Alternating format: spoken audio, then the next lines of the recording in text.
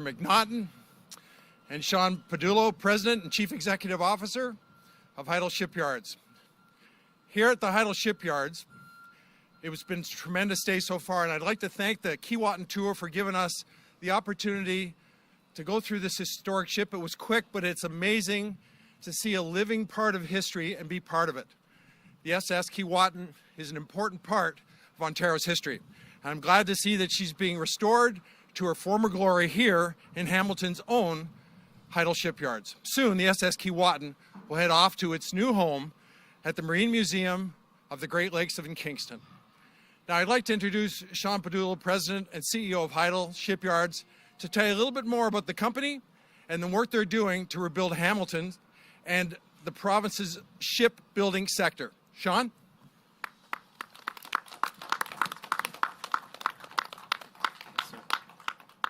Thank you very much, Minister. Good morning, everyone. It's an honor to welcome our esteemed guests, Premier Ford, Minister Lumsden, Minister McNaughton, MPP Donna Skelly, our greatest champion.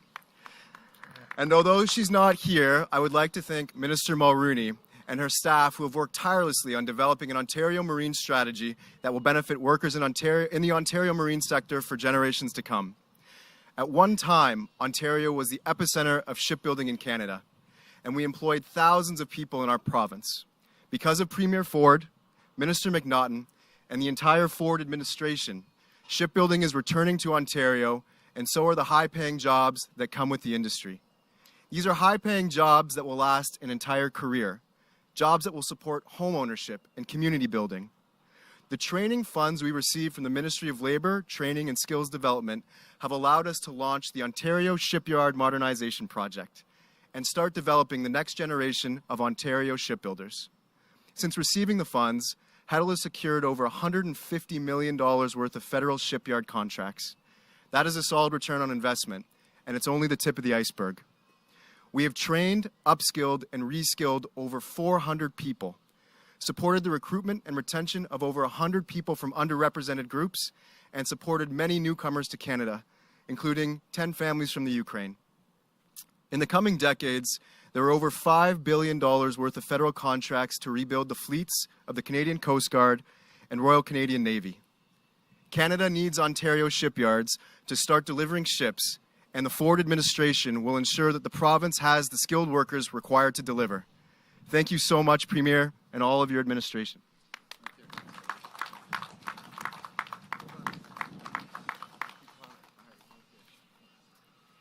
Thank you, Sean, and thank you for all the great work, and thank you to your colleagues and the support that they've given us today.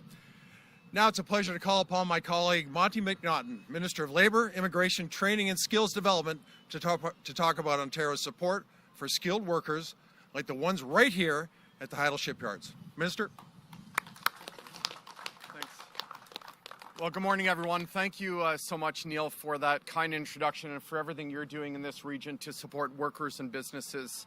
It's a pleasure to be back here in Hamilton at Heidel Shipyards with President Sean Padullo and so many skilled shipbuilders that are working here.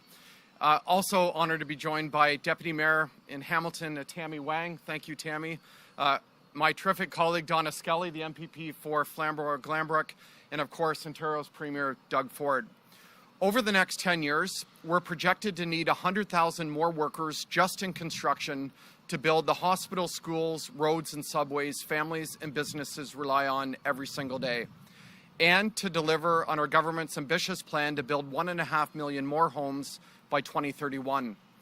Under the strong leadership of Premier Doug Ford, our government is on a mission to ensure workers and job seekers can get the training they need to find meaningful careers close to home. If you want to put in the work and help us build a stronger Ontario, we'll give you a hand up to a better job and a bigger paycheck.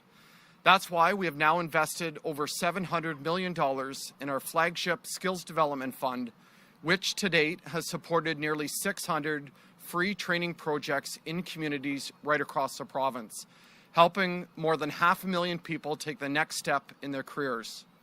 That includes careers like those available in shipbuilding, which are well-paying, often with pensions and benefits. These are careers that offer a path to a purpose-driven life where you can do meaningful work with your hands, support your family, and give back to your community. Looking around, it's terrific to see Ontario's shipbuilding industry is on the rise again, led by the amazing work being done here at Heddle. Working together, government, business, and labor will continue to help workers turn their potential into paycheck and grow Ontario's economy for everyone. And now I want to turn things over to Premier Doug Ford to provide today's important announcement. I also want to say, Premier, because of your leadership, Ontario really is on a comeback when it comes to manufacturing and shipbuilding. Thanks for your leadership and thanks for all the work that you've done. Premier, over to you. Thanks, buddy. Thank you. Well, good morning, everyone, and thank you, Minister McNaughton, for that introduction. It's always great to be back in the beautiful city of Hamilton alongside Minister Lumsden, Minister McNaughton, and the true Hamilton champion MPP Donna Skelly. Before I start, I just want to recognize and welcome Deputy Mayor Tammy Wang. Thank you, Deputy Mayor, for coming today and say hello to my new BFF, the Mayor. And we're working very well together, by the way. As well as Kelly and Doug and Anita from the Marine Museum of Great Lakes out of Kingston. Thank you for the fantastic tour of the historic Keewatin steamship. Folks, when this opens up, you have to come by and see this. This was built the same time as the Titanic. It's absolutely amazing, and they're working hard on revitalizing it. And I finally want to give a big shout out to Sean and everyone here at Heddle Shipyards for hosting us today. And thank you for all the great work you're doing here, especially the workers. I met a whole bunch of workers every time I come here. Talk about true champions. They're true champions. They're helping revitalize our shipbuilding industry. Friends, working with workers and great companies like Heddle Shipyards, we're bringing manufacturing jobs back to Ontario. Since 2018, our province has attracted billions of dollars in investments in automotive and clean steel manufacturing, including Dofasco's $1.8 billion green steel project right here in Hamilton. We're building in the electric vehicle supply chain, connecting critical minerals in Northern Ontario to automakers, steel makers, and battery and part makers all across Ontario.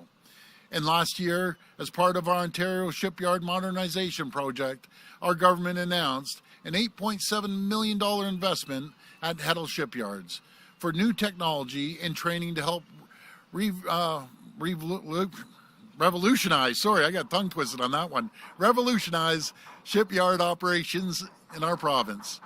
As we continue to attract investments and rebuild our manufacturing sectors, the biggest concern I hear from business owners across the province is not being able to find enough workers. The numbers speak for themselves. 700,000, I'm going to repeat these numbers, 700,000 more people are working today than when we took office in 2018. And I don't know if you've heard about last month's employment jobs, but last month Canada added 60,000 jobs right across the country. But folks, due to the great workers here in Ontario, out of the 60,000 jobs, 56,000 jobs, or 93% of those jobs, were created right here in Ontario. So that speaks volumes about the people of Ontario, and that's amazing, and thank you. But there's still more than 380,000 jobs going unfilled every single day, and we need to close that gap because by 2026, 1 in 5 job openings in Ontario will be in the skilled trades. These are manufacturing jobs in auto plants and at shipyards like this one. These are also the jobs to build the highways, transit, schools, hospitals, and homes our growing province needs. These are the jobs that will build Ontario. That's why our government is investing over $1.5 billion in our skilled trade strategy, working hand in hand with labor unions, businesses, and our colleges and universities to train the skilled workforce our economy needs. Whether it's upskilling workers, training new ones, or breaking down barriers to get more skilled immigrants into our province, we're leaving no stone unturned. It's all hands on deck. And so today, as part of our Skills Development Fund, we are pleased to announce $3.7 million in new funding to train people for good-paying jobs in the shipbuilding industry. This is a new program led by Heddle Shipyards. Will give new and existing workers in Hamilton and Port Weller hands-on training in ship repair and shipbuilding. It will also provide in-class training for in-demand careers like welders, millwrights, and electricians. And it will help companies like Heddle Shipyards attract lucrative shipbuilding contracts and new good-paying jobs here in Hamilton and beyond. And I'll speak for the deputy mayor and the mayor and myself and our whole caucus. Sean, you mentioned about federal contracts. You know, we've saw when I was with the premiers, I noticed billions of dollars is going to BC, billions of dollars going to Nova Scotia, billions of dollars going to Quebec, and the brand new ships. We need to start getting those contracts here in Ontario, and it's absolutely critical. We spread the wealth. I love the people in those other provinces, but we got to take care of the people of Ontario as well, because they have, outside of the number you said, Sean, we have got zero new builds in Ontario from the federal government. Friends, as we continue to navigate global uncertainty, our government is hard at work, building an economy that can weather any storm, an economy that never loses sight of what's most important, helping people succeed, helping workers succeed. That starts with creating the economic conditions that attract investments in growth and good jobs. We have the right plan to build Ontario. We're making electricity more affordable. We're keeping taxes and fees low. We're cutting red tape.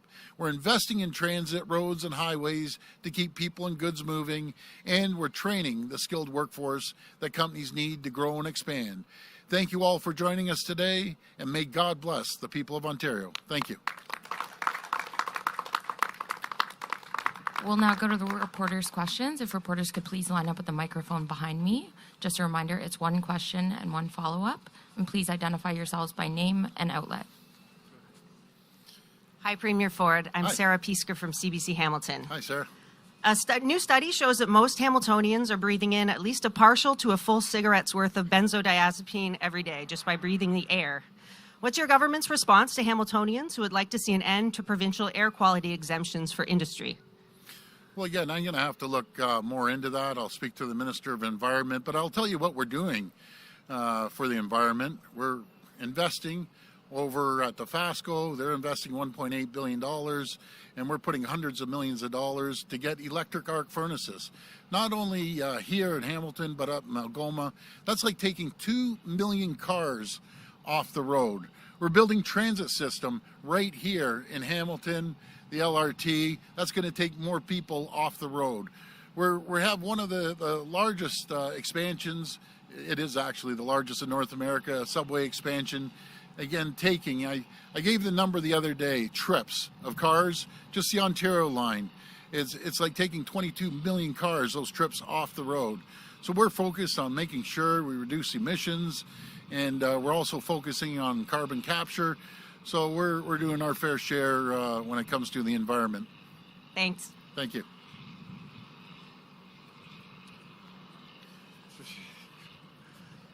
Winner, Hamilton Community News and Hi. Hamilton Spectator. So, despite your new best friend, Mayor Horvath, the Hamilton Council is very reluctant to follow the provincial government with regard to the Greenbelt. What tools will the provincial government use to force the municipality to follow through on expanding the Greenbelt and building on the farmland? Well, first of all, I look forward to working with the mayor and discussing that. But folks, these are just the facts. We're the fastest growing region, bar none, in North America. 504,000 people, almost the size of Hamilton. Deputy Mayor, I think it's, 540,000 that live here. Just imagine, every single year, a city of Hamilton lands in Ontario. And there's a tremendous amount of land here in Hamilton, and we need to do our fair share in Hamilton right across the board, per capita. Folks, we need to build homes for these people. These are just the newcomers, the refugees and immigrants that are coming to our province. We have to build 1.5 million homes. Everyone has to divide that share up, and we need homes. Simple as that. Not mentioning all the young people, not even young people anymore, anyone. It's hard to afford a home, not to mention the Bank of Canada keeps jacking these interest rates up. My heart breaks for the people that have to renew their mortgages as well.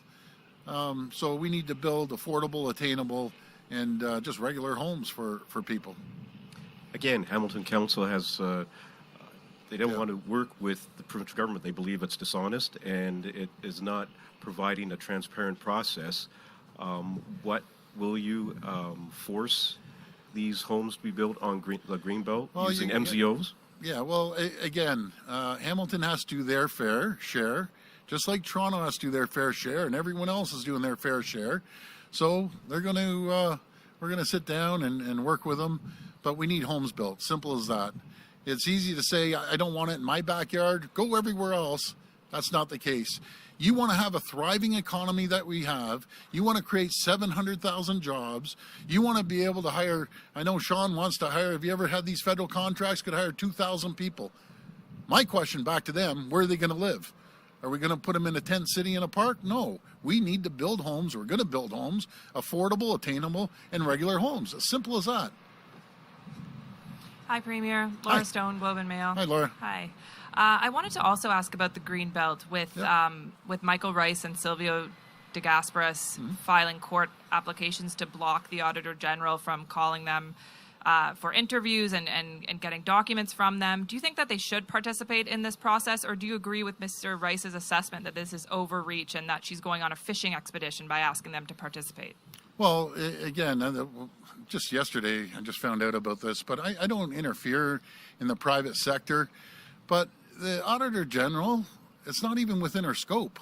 She has to look for value for money. So I'm going to leave that up to them. I encourage everyone, I know our office is cooperating with the Integrity Commissioner and with the Auditor General. Do you know why, folks? We have nothing to hide. We need to build homes. Simple as that. This is do what they want and build homes. There's going to be 50,000 homes built. That's probably, even if you average 2 people a home, which will probably be more, that's 100,000 people will have shelter.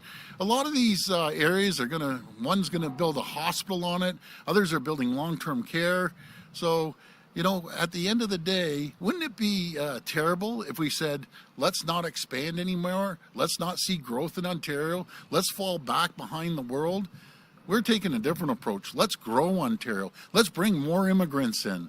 Let's make sure that we have a thriving province, that 700,000 more people today are bringing home a paycheck, being able to buy a home, paying a mortgage, paying for bills.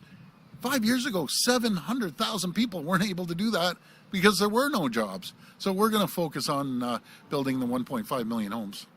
So what do you say to people who look at the fact that these developers have purchased homes before the Greenbelt, purchased land before the Greenbelt opened? They're set to make a lot of money off this swap, and now they won't participate in any questions about it, and they basically say this looks like a cover-up. What do you say to them? The difference between the Integrity Commissioner that puts his scope out there versus the Auditor General that isn't even in her realm, that's the difference. So I encourage everyone to cooperate. Our office is cooperating, again, because there's nothing to hide here. We're building homes. We're going to continue building homes. And let's go back, folks. I'm going to emphasize this, but I know some people want to ignore it. Since I've taken office, the Greenbelt has grown by 2,000 acres. Our government has expanded the Greenbelt by 2,000 acres. Let me remind everyone once again, the previous government that made up this name, and I talked to the other premiers, all 12 of them, and they have no Greenbelt. They have nothing like this. It was a political name put under the Liberals. But guess what the same government did, the Liberals? They changed it 17 times. 17 times. What does that tell you? That tells me a bunch of hypocrisy. That's what that tells me. We're building those homes as sure as I'm standing here, because after these communities are built, people in those communities will appreciate it. After that hospital is built, people that are going into that hospital will appreciate it. Good morning, Premier Laverne McGee, CHCH TV. Hi. Moments ago, you just mentioned that your heart breaks for the people who are experiencing dealing with higher mortgage rates because of the interest rate increase. What are you doing to help those Ontarians who are experiencing issues because of those higher interest rates? No, thank you so much for that question. You know, I drove around in Manitoba. The gas was 1.5, let's say $1.57. Here it's about $1.57, $1.60. We're the only government in the entire country, including the federal government, didn't do this. We knocked 10 cents a liter. Just imagine, folks, if you had to put another 10 cents a liter onto your gas bill every single week you went to fill up. And that's millions of dollars, hundreds of millions of dollars if you add it up. We took off the license sticker registration, and we gave money back, rebated 8 million people that own vehicles. We ended up getting rid of the tolls out in Durham, so people can travel now and alleviate the traffic on the main roads. We're making sure the most vulnerable people, the people on assistance, they're getting a 5% increase. We're trying to build more homes to make it more affordable to buy homes. It all comes down to supply and demand. So we're doing our fair share.